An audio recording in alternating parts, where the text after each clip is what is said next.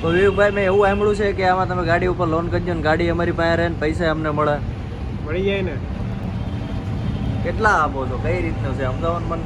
Average loan તમારે 70,000 સુધીની મળી જશે.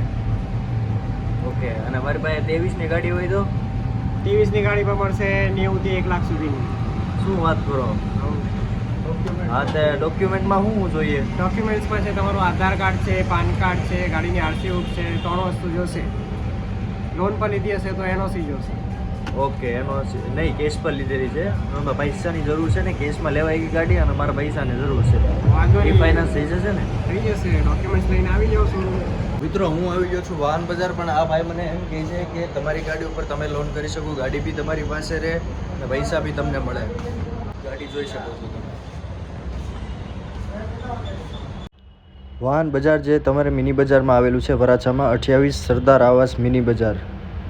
આવી રીતે આરટીઓનું કામ રહેશે, જેમાં તમારે 2500 રૂપિયા ચાર્જ રહેશે. એમાં 1 વર્ષનો વીમો આવશે અને આરસી બુક તમારા કુરિયર દ્વારા ઘરે આવશે આધાર કાર્ડના એડ્રેસ ઉપર, અને એડ્રેસ સુરતનું હોવું જોઈએ. જૂની તથા નવી કોઈ બી ગાડી તમને મળશે અહીંયા 10,000 ડાઉન પેમેન્ટમાં, માત્ર ને માત્ર 10,000 ડાઉન પેમેન્ટમાં જૂની તથા નવી. નીચે મોબાઈલ નંબર આપેલો છે.